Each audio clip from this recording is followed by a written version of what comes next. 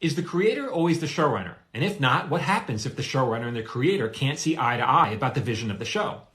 So my writing partner and I, we have run 3 shows, and all 3 shows were created by somebody else.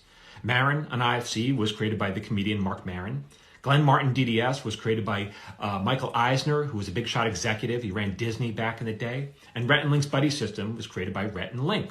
All 3 shows, those people didn't have the expertise required to be a showrunner. It requires a lot of knowledge that you accumulate over the years. So they interviewed showrunners. And during the interview, I'm of the belief that if someone has the ability to hire you, they also have the ability to fire you. So during the interview, we made it very clear. We said, look, our job is to help you realize your creative vision because it's your show. And if we ever have a major disagreement of something, we would defer to you because it's your show. Other showrunners might feel differently, but guess what? They didn't get the job. I know how to get a job, right? That's how you do it. Now, I remember working for Michael Eisner. Now, in the beginning, I was a little worried that he might be very protective, but in truth, he gave us a ton of creative freedom. I remember one time cornering him in the hallway. We had to pitch him an idea.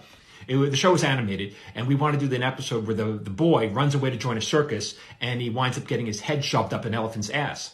Now, I was a little worried that he might find that somewhat distasteful. To his great credit, he loved the idea, and after that, the gloves were off. I was like, okay, now we're going overboard here. But there were maybe 2 or 3 times in the run of the show where he had a very strong feeling about the creative direction of the show.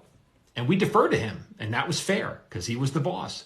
On Rhett and Link's Buddy System, I love those guys. I'd work for them again in a heartbeat. The great, terrific guys.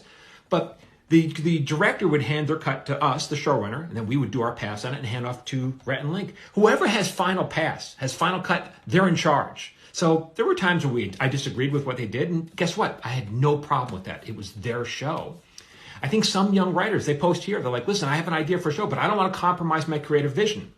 To me, that's very naive. It says that you don't understand the business. Not just the business, but any business. That's not how business works. If you want to get the money from somebody, you're going to have to compromise.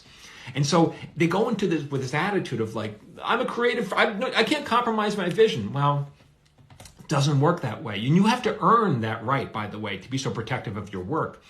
Instead of going into something with the eyes of a master, go in with the eyes of a student. You know why? Because everyone loves students. That's why students get discounts on stuff. Go in with a student.